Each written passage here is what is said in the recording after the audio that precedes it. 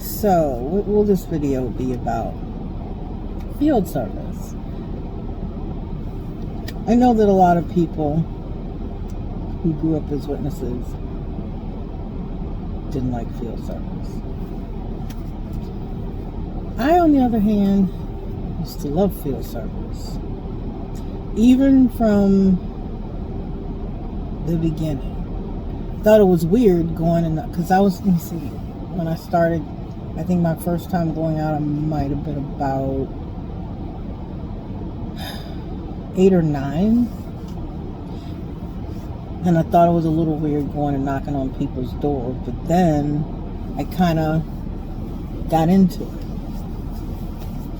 And then I didn't just get into it, but once I started talking at the doors and I started speaking at the doors, I think I was probably around 9. I actually enjoyed it more because then I was participating in field service. I can't remember when I went to the brothers to tell them that I wanted to be an unbaptized publisher, but I didn't even talk to my mother about it. I didn't even ask. I just went straight to the elders myself at the meeting one Wednesday night after the school and service meeting, and I told them that I wanted to become an unbaptized publisher. And I don't remember what commenced from there, but I remember becoming an unbaptized publisher.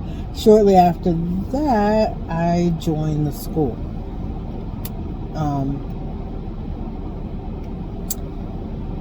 But yeah, field service. Field service was interesting. Like I said, I enjoyed it, but that's because I was good at the doors, talking to people. You never know it now from watching me because I don't really like talking to people much these days. In fact, people are probably my least favorite thing in the world for the most part. But I enjoyed going out in service. I was good at talking to people. I didn't mind starting conversations. I would go out with people who was timid because then that means that I got to take most of the doors.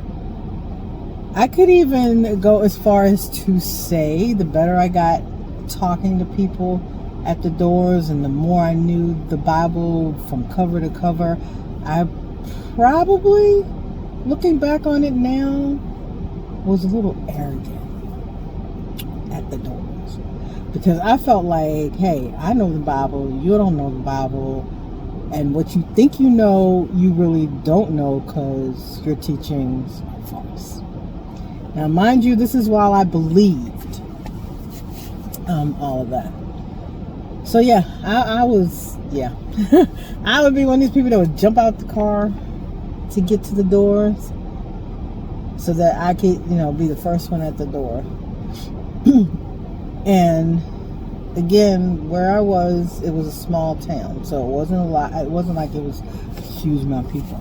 So there were times when I would end up going to the doors of people I went to school with. But instead of that making me nervous or bothering me, I would be even more excited because, like, oh, well, I know these people, so they're gonna listen to me. They have to listen to me because they know me. They're not gonna be mean.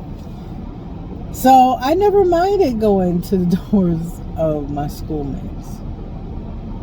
I mean, depending on who it was, sometimes we end up talking about everything but still, I felt like I had it in with these people. But yeah, I love field service. One thing I didn't like about field service wasn't the actual ministry work. But field service was like gossip hour week, man. Because they talked about everybody.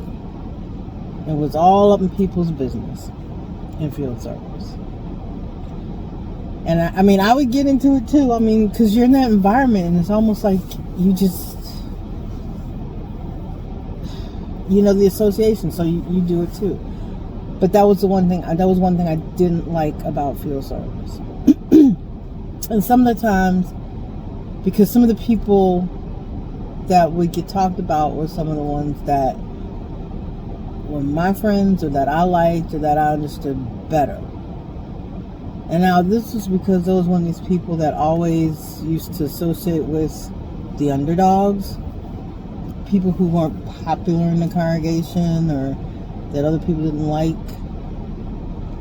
And of course, those are the ones that would get talked about. So those are the ones that so I hated that part of field service. But also field service, sometimes you got to know people in ways you really didn't want to get to know them.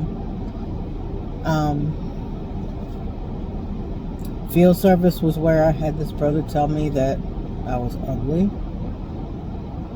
Which, I mean, I kind of already knew, but you really had to say that out loud in the car. And I will never forget that, because sitting here even telling you all this story, I can see his face as clear as day, because I was sitting behind the passenger seat and he was driving the car group that day. And I would just never forget that. And because of that, I never respected that brother. Even once he became ministerial servant and elder, I didn't care what position he had. He was doo-doo to me, and that's basically kind of how I treated him. Because as I have mentioned in one of my other videos, if there was anything that I ever really got counseled about, it was about not being in submission. So many funny things happened to me in field service, man. Like, I remember I might have been about 12 or 13, maybe a little older. And I remember going to the store once, and it was this white dude with dark hair, and he had on black rimmed glasses. See, certain things I just remember. And it was the dead of winter in Maryland. And that day it was snowing. So I go to the door. This fool decides to come to the door in his tighty whities. And I know people would do things to try and shock the witnesses, or think, oh, they'll go away, or they won't come back. But it's like, oh, honey, you got the wrong one here. Because in my head, I'm thinking, if this dum-dum in the dead of winter gonna come to his door in tighty whities, then he gonna stand here and hear what I got to say. And indeed, if I didn't keep him at that door, I kept him at that door the entire time, probably about 10 minutes or so. And I'm telling you, it was cold. And he listened, and he took my watch chain away. I'm like, really? And the sister that was with me at the door, she's like, Sister Sarah, I can't believe that you still went through with your presentation. I'm like, no. If he was dumb enough to come to that door like that, then his dumb behind gonna sit here and listen to what I got to say. I wasn't intimidated. Another time that I had, well, it shouldn't have been, but anyway, it was a time I talked to this Catholic priest who lived in a certain neighborhood in our area. And most people didn't want to talk to him because they thought, oh, it just comes out in an argument, and I didn't care. I talked to him anyway. And it was nice, then it got a little heated, and then it was nice again. But it's like, I just was not intimidated by people, because at that point in my life, I knew I had the truth, and that these people, they didn't. And I thought I was better than them. So, of course I didn't mind going to the doors. I would talk to the ones that everybody said was difficult, or the ones that they didn't want to talk to. I'm like, give me that door. Because I will slay them with the Bible. Was my attitude. Let me think. Oh, one of the scariest times I had going out in service. I remember I was going to this store, and this is like in a really rural area of my county in Maryland. The circuit overseer was there. Brother Martin was his name. And we went to this man's door, and as we're walking up to the door, I hear it. I'm like, Brother Martin, didn't you hear that? I think that man just pulled a rifle on us. And you couldn't see him because he was in a screen-in porch, and the way the sun was coming down, you couldn't see in his porch. Now, and I knew in that area that we were working in, that there was a group of KKK members. So Brother Martin,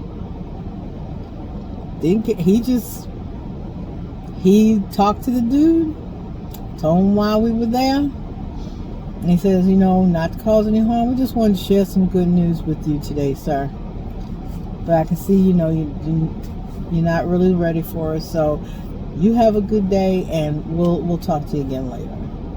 And he just smiled, stood there for a little bit, and then turned to walk away. And I'm thinking, and I was like, are you crazy? That man could have shot us. And Brother Martin was like, we're doing Jehovah's work. Like, okay. Another time in service, I'm telling you guys my field service stories, the ones that I still remember is like it was yesterday. This day was the day I decided I hated wood porches, because I went to go up on this porch. The stairs were creaky, but I thought, okay, we're fine. So I opened the screen door, because at that time we hadn't got that mandate where you didn't open screen doors, or the advice that you don't open screen doors because it could possibly be breaking and entering. Or maybe that was just in my area where I lived, I don't know. But I went up on the porch, and next thing I know is right down through the porch. My entire left leg. I'm serious, up to my crotch. And so all the brothers came out the car, the householder came out, and they had to carefully lift me out of that porch so I didn't cut my thigh or anything. So after that, I decided wood porches, nope. If I saw one, I'm not going on it. I will send other people. Y'all can walk up there. I'm not going up there. Another fun time. We had these people that lived in the area who had guard geese. Believe it or not. They didn't have dogs. They had geese. And these geese were evil as hell. They pecked one of my friends really bad on her ankle, and we tried to tell them, and because these were people that were friends of mine that were visiting, and we were going out in service, and I tried to say, don't get out that car, those geese will attack you. We blow the horn at this house, like, oh, it's just geese, it's just bird, so they just said, go ahead. Geese chased them all the way back to the car and pecked her on the ankle. Yep, those were demon geese. We didn't get out of that door. Tried to tell them. They decided they were going to get out anyway. I'm trying to think of all these fun field service stories that we had. Okay, this one's not fun, but like I said, you also get to know people. This is another significant point, and this was also coming very close to when I was starting to have a lot of doubts, and this didn't help. I was working in field service with one of my favorite elders, and this was after I had moved to Florida, because I lived in Florida for about 6 or 7 years before I went back to Maryland. And I was out with he was one of my favorite elders, like a daddy figure, kind of. So we were going into this area where there was these single-story apartments, right? They didn't want to go back, and again, this congregation that I was in Florida, they had money. The people in that congregation are pretty wealthy. One of the elders was a vice president of Nielsen Media Research. Most of them had these big companies that they owned or were high ups in the companies. I'm talking a lot of money in this area. So anyway, we were going to these apartments, and they didn't want to go back there. And the elder made the comment that you go to one of these doors and you don't even know how many people they have in there. They probably got 20 people living to a 1-bedroom. And he said, those people. And I knew that a lot of Latino people lived in that area. I was so mad that I just could not even speak the rest of that day in field service. And when we got back to the field service meeting place, and he was like, "You okay? You were kind of quiet today. You're not normally that quiet." I said, "Well, that comment you made about those people living 22 in one bedroom, I really didn't appreciate that. That was just a little racist." And he just looked at me. He said, "Oh, I'm sorry." But it just made me see him in a whole different light. Because, you know, you're raised up that, oh, Jehovah's people are the best people, and then to experience something like that, it's like, no. And that wasn't the only time. And I was with another brother. He asked me to go on a Bible study with him because it was with a female. Which is kind of weird because they usually discourage male and female to go on a call by themselves. But anyway, the brother I went with was a skinny white dude, and yeah, no. And he was married to one of my best friends in the congregation. Yeah, no. Anyway, while we're at the study, he keeps getting up and looking out the window. And I'm like, "Brother so-and-so, why are you doing that? Why do you keep going looking out the window?" And he says, "Well, I just want to make sure you know that my car is okay, because this is not the best of areas." And mind you, he says this in front of the householder. In front of the householder.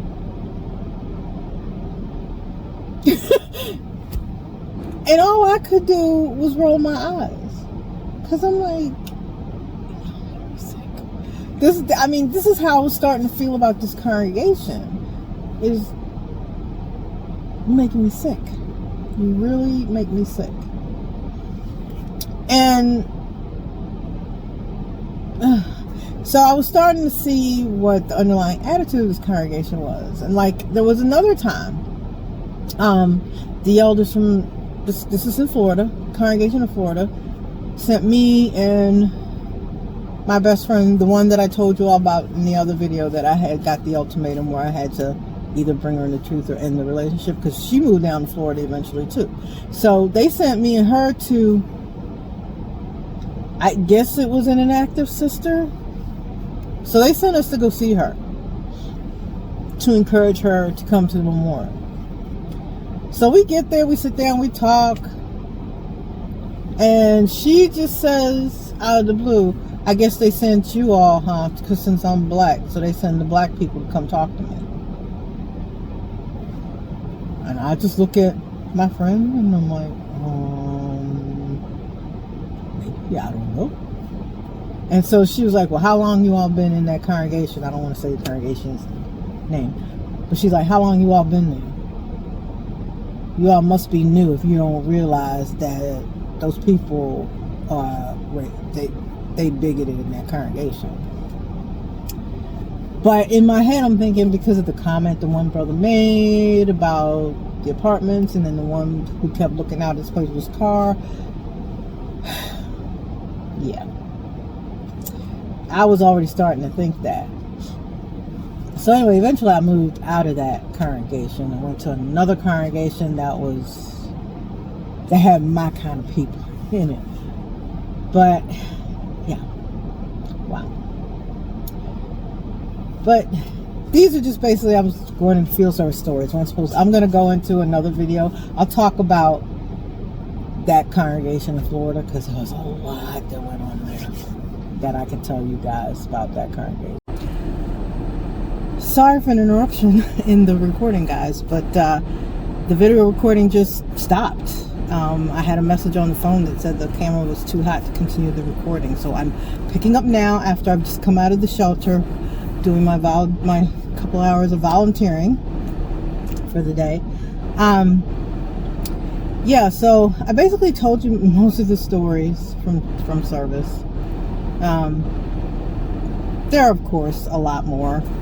come on, I was in there almost 40 years, so a lot of stories from field service, but I just gave you some. And eventually I just stopped going out in the ministry, pretty much cold turkey. I mean, I didn't like ramp down or lessen my hours. I just kind of stopped. And I remember going to Theocratic Ministry School and service meeting one night, and the brother came up to me and he was like, Sister Sidbury, I haven't received any time from you this week or this month. And I told him, no, that's because I didn't go out. I didn't have any time to turn in. So, you know, of course, then he wants to know, well, what's going on? Are you not feeling well? Are there any issues? Is there anything I can help you with? I told him, no. I didn't go out. And he was like, and you're sure there's nothing going on? So I was like, well, do you really want to know? And he said, well, of course. So I told him, this is the reason why I don't feel comfortable going out in service, because we are not honest with people about what it's going to mean for their lives if they choose to become one of Jehovah's Witnesses. We don't tell them about the holidays. We don't tell them about the birthdays. We don't tell them that their now worldly family pretty much is bad association for them. And what if the person you're studying with has a spouse and the spouse doesn't want to come in? Now they're going to be part of a divided household. And I know what that's like because I grew up in one. And I'm like, we don't tell them those things. And I don't think that, I just feel like that's dishonest. People need to know what they're getting themselves into. So then he tells me, well, you know, our goal is to bring them in, so we need to make the truth appealing. So we tell them about all the good things that Jehovah's going to do for them. And so then I said, well, okay, think of it this way. When you go to buy a car, whether new or used, you want to know about that car. If it's a new car, you try to learn about all the specs, the pros, the cons, the kind of mileage you can get, highway, city. You take time, you study it, learn about it. And if it's used, you do a whole lot more. You try to get the VIN number so you can Carfax it, find out if it's been in any accidents, if they kept up on the oil changes. And you do all this because you don't want to make a commitment to something that's going to end up being a lot of trouble, causing a lot of issues in your life. And so I said, this is, to me, even more important, because becoming one of Jehovah's Witnesses means they're going to be changing their entire life for a religion. So I just feel they need to have all the information before making such an important choice for themselves and their families, because it's not just going to affect them, it's going to affect everybody in their life. And so he just told me that I was looking at things the wrong way, and that maybe I needed to sit down and study a bit more, or maybe sit down and have a discussion with the brothers. I was like, no, I'm fine, I'm good. And I left the Kingdom Hall. And so that was the last time I knew. I did not go out in service after that. And they didn't, which I'm kind of shocked, they really didn't hound me about it either.